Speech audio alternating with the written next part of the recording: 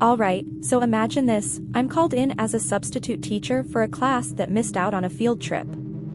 The regular teacher and most of the students were away, leaving me in charge of 4 students who didn't have their permission slips signed. To set the scene, I had just finished subbing for another class when I was asked to take over this one. The instructions were simple: play a Mythbusters video and hand out worksheets to keep the students occupied. Sounds easy, right? Well, here's where things got interesting. Barely a few minutes into class, with the video playing, the 4 students, who seemed inseparable, all raised their hands to ask if they could go to the bathroom. Being the laid-back sub that I am, I let them go with a friendly reminder to come back soon so we could finish the video together. They nodded eagerly, promising to return quickly, and headed out to the hallway. I paused the video and waited for them to come back. A couple of minutes passed when I suddenly heard a noise over the intercom. An announcement was made that the school was going into lockdown, and it wasn't a drill. Panic set in as I realized those 4 kids were nowhere to be seen. Should I go out and search for them, or stick to the lockdown protocols by securing the classroom, locking the doors, and turning off the lights? I figured the students would be back any second and stood in the classroom doorway for about another minute. Concerned for their safety, I decided to go find them. They must be in the nearest bathroom, right? Easy to find, or so I thought. I hurried to the hallway, fueled by a mix of worry and determination. I walked quickly to the bathroom and, out of shape as I am, got winded. I pushed open the bathroom door and knocked, hoping to find them and usher them back to the classroom. "Hey, guys, we're on lockdown, you need to come back to the classroom," I called out, my voice echoing through the empty bathroom. To my surprise, there was no response, not a peep. As confusion grew, I cautiously pushed the door open wider, half expecting them to jump out, but that wasn't the case. The bathroom was empty, not a single person in sight. My heart sank. Where on earth did these students go? I couldn't dwell on it for long, as my priority was to get back to my classroom. If the students had wandered off, they would likely be found by another faculty member. With a mix of anxiety and haste, I retraced my steps back to the classroom I was in charge of. I went inside and remained by the door. 10 long minutes went by, feeling like an entire hour, and still, there was no sign of my students. Just when I was about to lose my cool from all the suspense, I heard a weird noise coming from inside the classroom. I quickly scanned the room, hoping to figure out where it was coming from, but saw nothing. The classroom was empty and super quiet. I tried convincing myself it was just my mind playing tricks on me, but then I heard it again. This time, my eyes locked onto a person crouched behind a desk at the back of the room. I cautiously approached, my voice trembling as I asked, "Who's there?" I was praying it was just a student playing an elaborate prank, but to my dismay, the figure that rose from behind the desk was no student. It was a man, a complete stranger, certainly not a student. I freaked out and sprinted out of the classroom immediately, desperate to find help. Now, as a grown adult, you might wonder why I bolted and didn't stay to confront him. Well, as I mentioned, I'm not as young as I used to be and not in shape, so the odds of me winning a fight were slim. I pounded on the door of the nearest classroom, and thankfully, the teacher opened the door. Their expression quickly turned to concern as they listened to my explanation. Without wasting a second, they dialed the school principal and alerted her about the situation. Soon, the school was filled with police officers in the hallways. It turned out that the stranger I had encountered was the very person the school had been locked down for. He must have snuck into my classroom when I was down the hall looking for my students. This realization made my mind go blank as I thought about all the possibilities of what could have happened if I hadn't run away. It turned out the missing students had taken refuge in another teacher's classroom, but no one had informed me. Rumors circulated that the intruder had ulterior motives, possibly searching for someone specific or carrying a weapon. The details remained vague, and the school kept the information tightly under wraps. Looking back on that day, I'm just grateful that everyone was okay.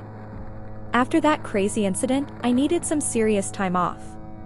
When I finally went back to teaching, I had a whole new perspective. I'll certainly never forget that day. This happened when I was 15 years old and a sophomore in high school. I was hanging out with a couple of friends before school started. We were just standing around, talking about the usual dumb stuff that 15-year-olds do.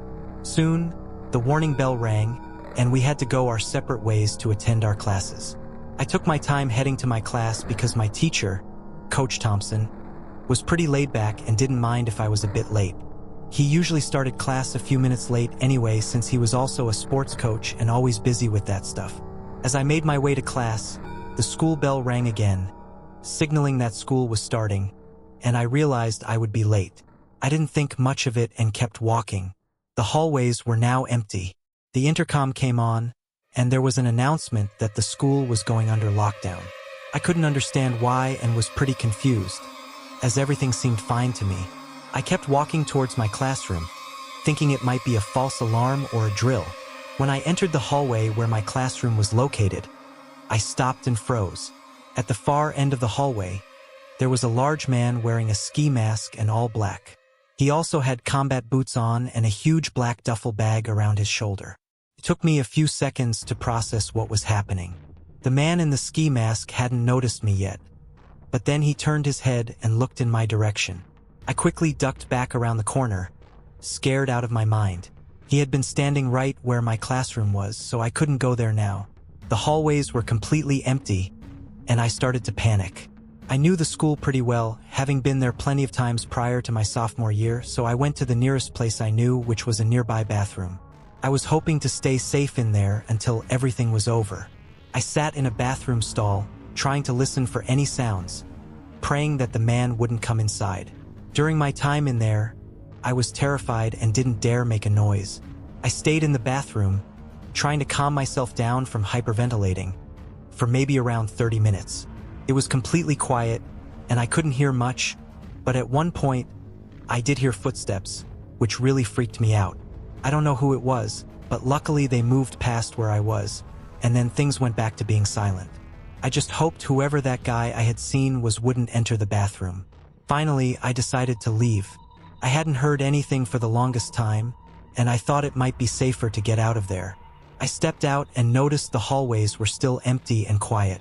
The lockdown was still in effect, and I had no idea what was happening.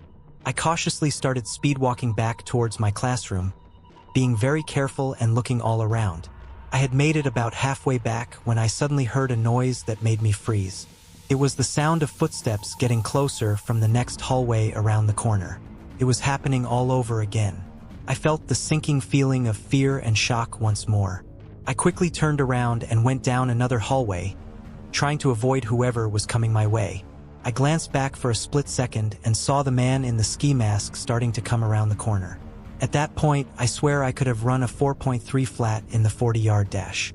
For once in my life, I was genuinely running for my life, and nothing else mattered besides that. It was a weird feeling. I didn't care about anything. Not the girls I had crushes on, not my homework, not even my job. All I cared about was staying alive. I kept on running and eventually stopped, unable to hear the man behind me anymore. I gathered myself and started walking towards the exit, hoping to find a way out. When I reached the exit, relief flooded over me as I saw multiple police officers outside the school. I ran for the door, and when they saw me, they waved me over. I was able to leave and breathe a sigh of relief. The man inside the school was later caught, but we never found out what his intentions were. The memory of that day haunted me, and my parents ended up putting me in therapy to help me out. Number 15-year-old or anybody should have to experience anything like that. It's been about 7 years now, and I'm doing much better. We returned to our normal routines at school shortly after, and our school had a 24-hour cop for the next year, which made everyone feel a lot safer. I'm happy nobody got hurt, and I was able to make it out alive. I wouldn't wish that experience upon my worst enemy.